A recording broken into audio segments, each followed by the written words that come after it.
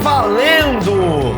Sejam todos muito bem-vindos ao Projeto Chapecó, nesta semana encurtada por causa do feriado de Carnaval. Nós estamos aqui para mais um estudo bíblico inteligente, sempre apoiado pela Gasfajol, fábrica de joias.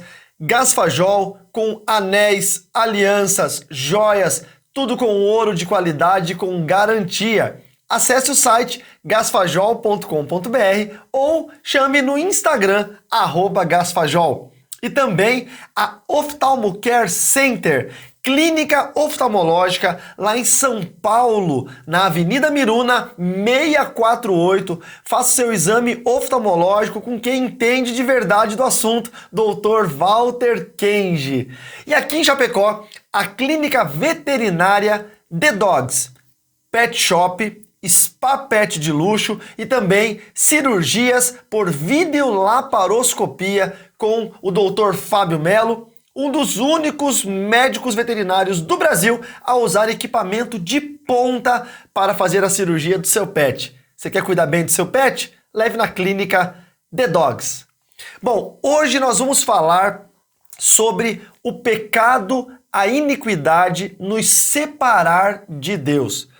É um tema que tem afligido muitas pessoas, muita gente, porque alguns dizem que uma vez salvo, sempre salvo, que pecadinho e pecadão não existe. Então tem muita coisa aí nesse universo evangélico, cristão, protestante, que fica sempre na dúvida. Por isso, nesta quinta-feira da semana do Carnaval, nós estamos gravando o projeto para falar sobre isso. E eu vou usar dois textos muito bons. O primeiro deles está aí no livro de Isaías, no capítulo 59, e você vai acompanhar comigo, Isaías 59, verso 2. E o texto diz assim: "Mas as iniquidades de vocês fazem separação entre vocês e o seu Deus, e os pecados que vocês cometem o levam a esconder o seu rosto de vocês para não ouvir os seus pedidos." Está lá em Isaías 59, 2. E você consegue entender, imaginar como funciona o processo de separação de Deus com o homem? Nós temos na nossa mente a formatação de um Deus misericordioso, tardio no irar, que perdoa tudo e que nós nunca vamos ofender a sua santidade. Mas a verdade bíblica não é bem essa. Nós temos um Deus que tem seus limites. Ele é um ser ilimitado dentro do seu poder, da onipotência, dentro do seu saber, da onisciência, dentro do seu gerenciamento do que nós fazemos, a sua onipresença. Mas Deus tem um limite de aturar o ser humano. Eu falo isso pegando por base quando ele rejeita Saul como rei. Nós pegamos lá em 1 Samuel, ele chegando para o profeta Samuel dizendo: "Por que você ainda clama por Saul, se eu mesmo o rejeitei?" Então Deus rejeita, sim, pessoas que não estão seguindo à risca o seu propósito. E aí tem um problema, porque nós queremos ter um Deus que não nos rejeita. Nós queremos ter um Deus que nós podemos ser péssimos, que nós podemos ser pecadores, blasfemos, iníquos e nunca vamos ser rejeitados por esse Deus. A nossa mente quer nos proteger, isso é um subterfúgio de defesa, de proteção que o ser humano tem. A nossa mente quer nos proteger disso, quer nos dizer: não, faça tudo o que você quiser, o tempo todo, erre bastante, não tem problema, Deus vai estar sempre lá, de braços abertos, esperando você para te reconciliar. Isso pode não ser verdade. Pode ser que nós tenhamos um Deus que, como Ele mesmo se colocou na posição de justo juiz, nos julgue em algumas circunstâncias. E nesse julgamento que Deus faça, Ele nos considere culpados. E quando um juiz considera alguém culpado, ele se torna réu de um crime, réu de um erro. É por isso que o próprio Cristo nos ensinou a passar pela porta estreita, entrar pela porta estreita e andar num caminho apertado.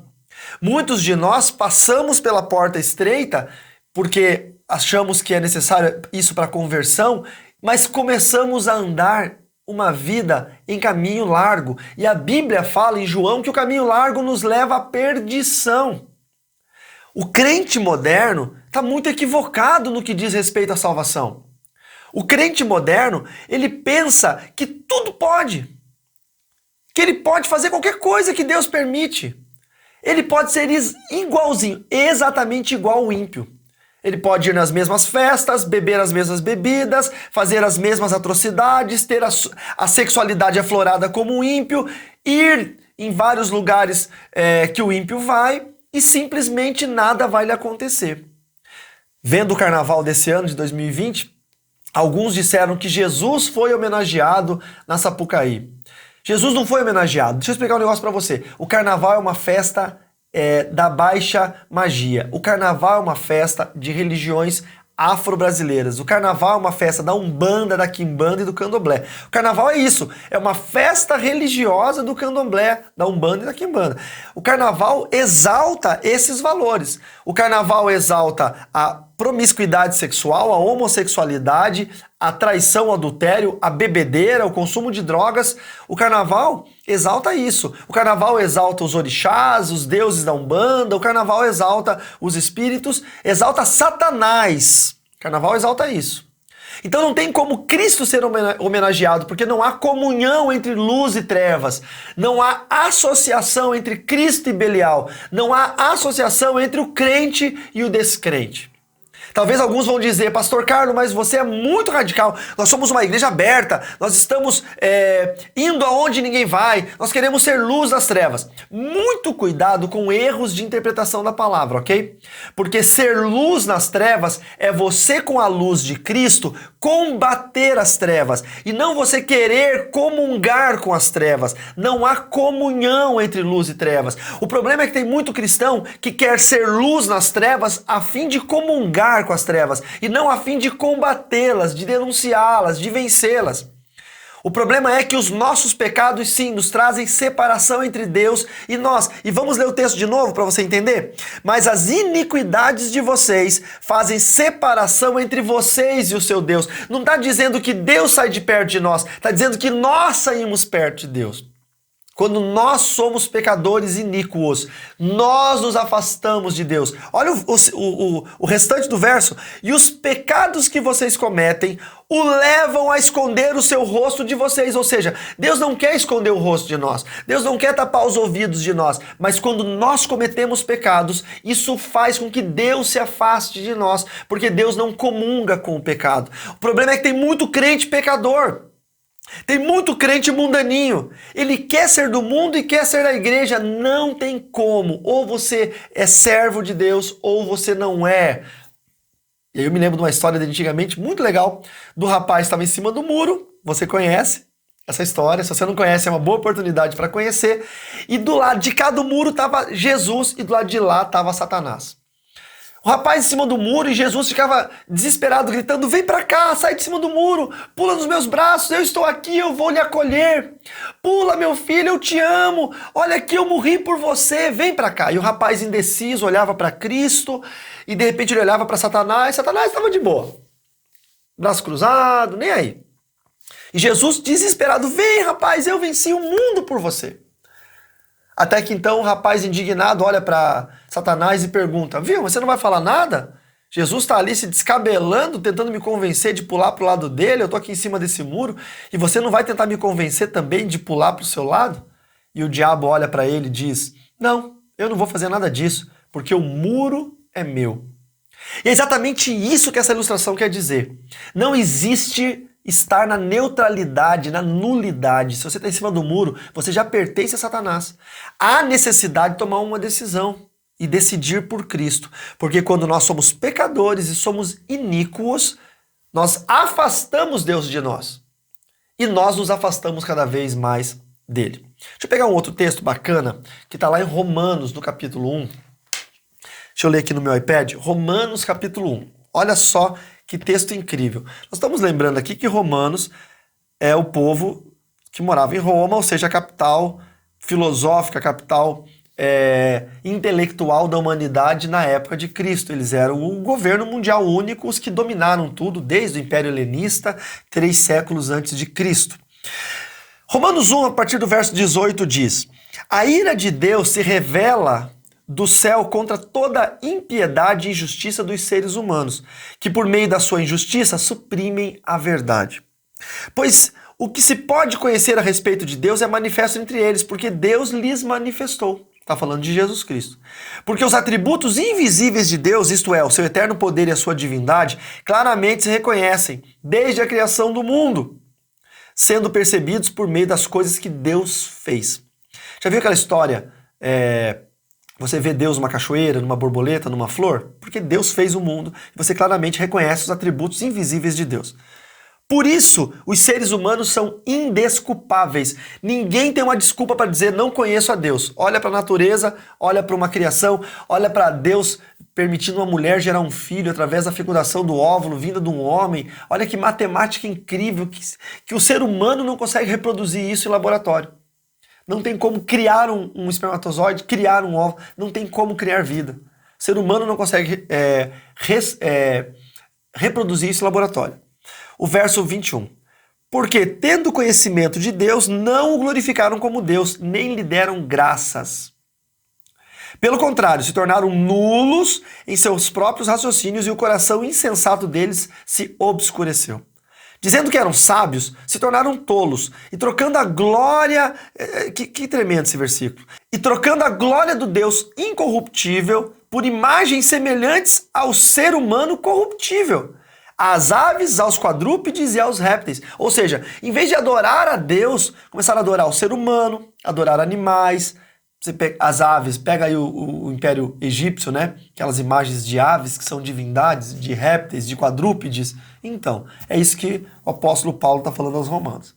Verso 24. Por isso, Deus os entregou à impureza pelos desejos do coração deles, para se desonrarem, para desonrarem o seu corpo entre si. Eles trocaram a verdade de Deus pela mentira, adorando e servindo a criatura em lugar do Criador, o qual é bendito para sempre. Amém.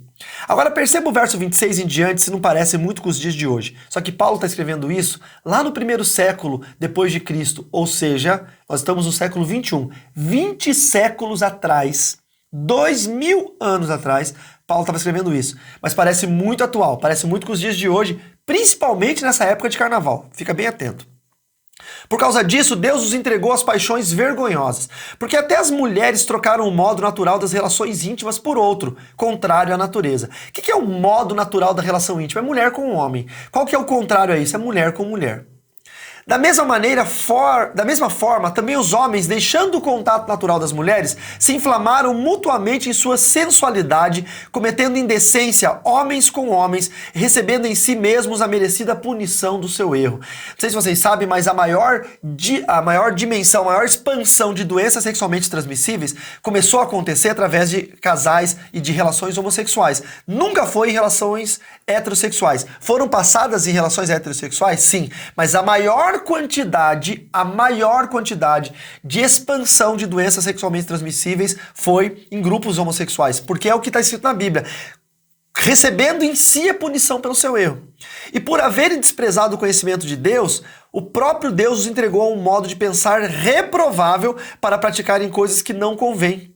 Estão cheios de todo tipo de injustiça, perversidade, avareza e maldade. Estão cheios de inveja, homicídio, discórdia, engano e malícia. São difamadores, caluniadores, inimigos de Deus, insolentes, arrogantes, orgulhosos, inventores de males, desobedientes aos pais, insensatos, desleais, sem afeição natural e sem misericórdia.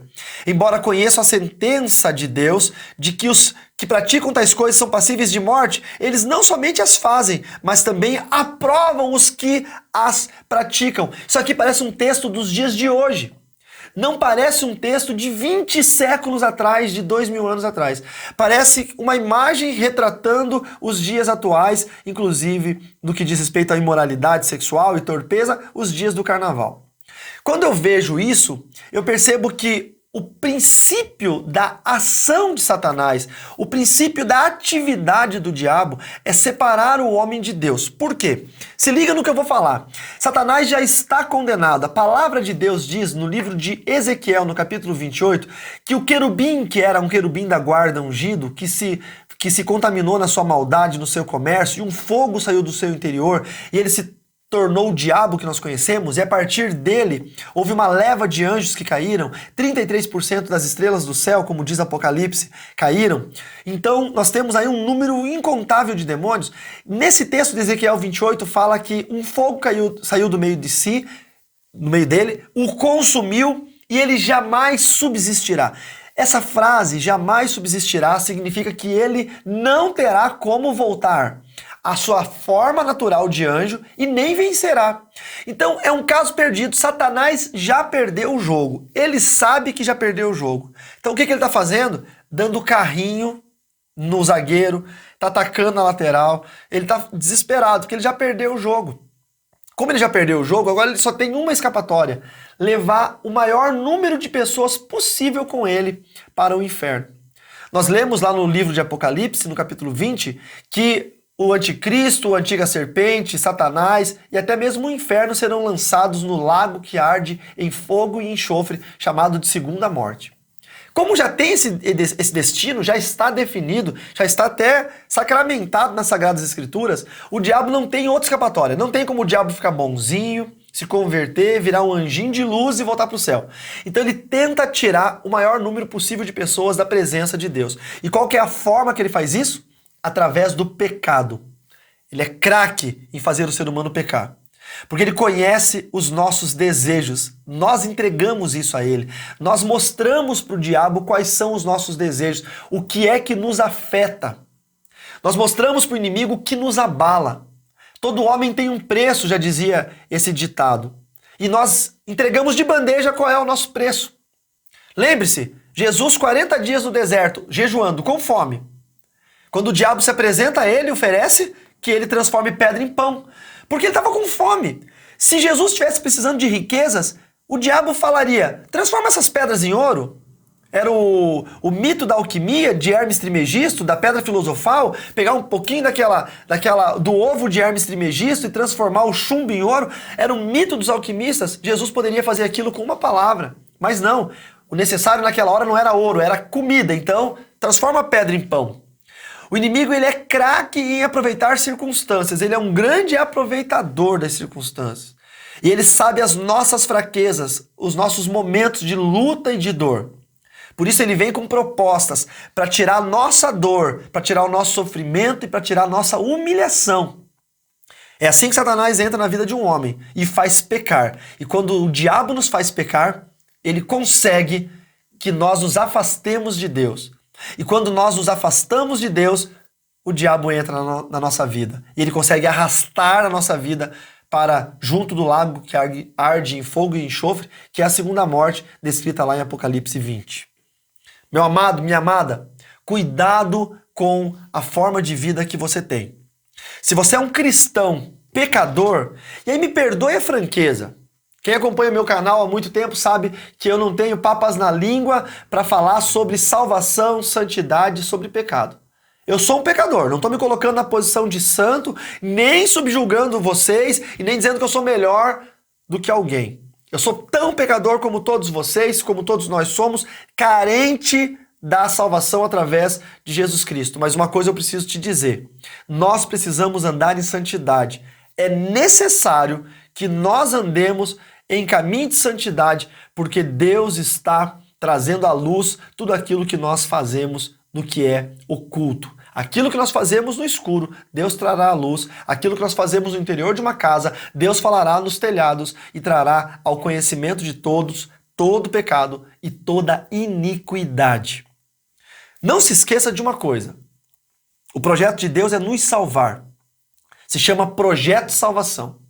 O plano de salvação de Deus era esse: mandar um cordeiro que tira o pecado do mundo, um cordeiro único, um cordeiro que não tem iniquidade, não tem doença, um cordeiro puro. E aí mandou Jesus Cristo, nosso Senhor e Salvador. Ele é o Cordeiro de Deus que tira o pecado do mundo. E através do sacrifício remitório, o sacrifício de remissão de Jesus Cristo, vicário, ele substituiu a nossa morte. Era para nós morrermos pelo nosso pecado, ele foi lá e morreu no nosso lugar. Através desse sacrifício nós temos livre acesso até o Pai. E como que funciona esse livre acesso? Através da santificação. Nós temos que aceitá-lo como Senhor e Salvador de nossas vidas, temos que confessar que Ele é o nosso Senhor, que Ele é o Cristo que veio no nosso lugar, que Ele morreu na cruz, ressuscitou ao terceiro dia e que hoje está à direita do Deus Pai Todo-Poderoso. Crer no nosso coração que isso é verdade e viver uma vida em santidade. Quando eu creio e confesso, eu entrei pela porta estreita, mas quando eu vivo essa verdade, eu ando pelo caminho apertado. Tem coisas que são pecado, eu preciso deixar de fazê-los. Ah, mas eu gosto tanto de beber com os meus amigos, eu preciso parar de fazer isso. Que luz eu sou se eu sou parecido com as trevas? Não é? Se eu sou do time azul e agora eu mudei pro time verde, eu não posso continuar com a camisa do time azul, eu preciso mudar de roupa. Se eu andava com a roupa do pecado e agora eu ando com Cristo que é santo, eu não posso mais andar com a roupa do time do pecador, eu tenho que andar com a roupa do time do santo. Então é exatamente isso que nós temos que fazer, mudança de vida, conversão, é você andar diferente. Se você é um cristão que gosta de beber, que vai em balada, que acha nada a ver, sabe o famoso crente nada a ver? Cuidado, querido, porque você pode estar sendo enganado por Satanás. Pensa bem, o tamanho do sacrifício de Jesus pela sua vida. E aí você está desdenhando esse sacrifício, fazendo as mesmas coisas que Satanás faz. Lembra comigo aí que todo ambiente que tem bebida alcoólica, ele é um ambiente com altar a demônios, é um ambiente com altar a prostituição. Não, mas eu bebo em casa, eu sou controlado, eu acho que isso nada a ver. Ok, é o que você pensa, eu não posso mudar o que você pensa, mas eu peço que você faça um teste. Ore a Deus com seu coração compungido e diga ao Espírito Santo, Senhor, mostra a mim se eu estou certo ou se eu estou errado nesse sentido. Eu tenho ingerido bebidas alcoólicas, cerveja, vinho, champanhe ou qualquer outra bebida que você toma, eu não sei, tomara que nenhuma. Ore a Deus e pergunte a Deus se isso agrada o coração do Senhor. Não venha tentar achar versículos falhos na Bíblia para comprovar aquilo que você crê. Porque alguns versículos, eles não se encaixam na nossa visão. Pastor, mas o senhor disse versículos falhos, a Bíblia não fala, isso é blasfêmia. Não, versículo falho para comprovar o que você quer. É a mesma coisa que eu pegar um versículo fora de contexto e querer comprovar a minha visão. Isso é falho. Mas quando você pega, por exemplo, um texto de Paulo dizendo para Timóteo misturar um pouco de vinho com água para um problema de estômago que ele tem, isso não tem nada a ver com permitir você beber. Ah, mas sejam os diáconos não dado a muito vinho. Paulo está falando numa época anacrônica, ou seja, não era no século XXI, no primeiro século. Era diferente as situações. Hoje nós temos um problema elevado de famílias destruídas pelo alcoolismo. Se a pessoa vai e era um alcoólatra, tinha a família inteira destruída, batia na mulher, batia nos filhos, vendia tudo para beber, aí vai para um centro de recuperação ou para o Alcoólicos Anônimos, é curado, restaurado, tá com a vida no altar, parou de beber, tá limpo há 1 ano, aí vai na igreja, no altar o sacerdote diz, você pode beber um vinho em casa, você pode beber uma cerveja com os amigos, não vai te condenar ao inferno. E eu aqui não tô te dizendo que você vai pro inferno ou não por isso, não tô falando de condenação, eu tô falando que se esse alcoólatra que tinha sua vida destruída, ouvir uma palavra sua, ou ir na sua casa e ver você como um exemplo fazendo isso, e ele chegar em casa e beber e voltar para o alcoolismo e destruir a sua vida e destruir a sua família, o sangue dele está sobre você, que foi o culpado porque destruiu a vida de uma família. É muito sério isso. Nós somos luz nas trevas. Mas se nós fazemos as mesmas coisas que as trevas fazem, minha pergunta é, que luz que nós temos sido? O texto de Isaías 59 diz, no verso 2, as nossas iniquidades separam Deus de nós. E por causa dos nossos pecados, ele se obrigou a não ouvir mais o que nós falamos. Ele cansou de nos ouvir por causa dos nossos pecados. Que nós não sejamos um empecilho para o evangelho de Cristo na terra. Que nós não sejamos aquela categoria de crentes mal convertidos que mais servem de mau testemunho do que de bom testemunho. Que nós sejamos a esperança de Cristo nessa terra. A resistência daquele povo que acredita na cruz do Calvário. E que nós não sejamos separados pelos nossos pecados, mas sim separados do mundo pelo sacrifício de Cristo na cruz do Calvário. Espero que essa palavra tenha entrado no seu coração. Ela pode fazer bastante diferença para quem ainda não é crente. E seria muito bom que você que não é crente ouvisse, acreditasse e confessasse que Jesus Cristo é o seu Senhor e Salvador. Mas essa palavra tem que fazer um efeito muito maior em crentes mal convertidos. Eu gostaria muito de ouvir um testemunho de alguém que é um crente hoje, está andando em santidade, e que um dia foi um crente mal convertido e que conseguiu ter esse estalo para ser um homem e uma mulher de Deus. Talvez essa mensagem mude o seu pensar. Eu gostaria muito que você colocasse aqui nos comentários, dizendo: pastor, essa mensagem chamou muito a minha atenção para esse tema que eu não tinha pensado. Eu fui criado numa igreja que tudo era permitido, que tudo era normal, mas realmente, olhando agora com outros olhos, eu vejo que eu preciso ser a diferença nesse mundo. Nós somos chamados para ser luz e para sermos bom testemunho. E é o que nós precisamos fazer. Que Deus abençoe. Olha, se você não é inscrito aqui no canal, se inscreva e ative o sininho para que toda vez que um novo vídeo aparecer, você seja avisado. Se você já é inscrito, clique no gostei nesse vídeo, caso você tenha gostado. É muito importante para o YouTube saber que é relevante para você. E se faz parte do que você pensa como eu, você entende a Bíblia dessa forma, mande para seus amigos esse vídeo, mande o link no grupo do WhatsApp, no grupo da família, no grupo da igreja, para que eles possam pensar da forma santa. Preste atenção, eu não estou falando nada além de santidade e salvação. Então, que Deus te abençoe poderosamente em nome de Jesus e até o próximo Projeto Chapecó. Fique com Deus, a paz do Senhor.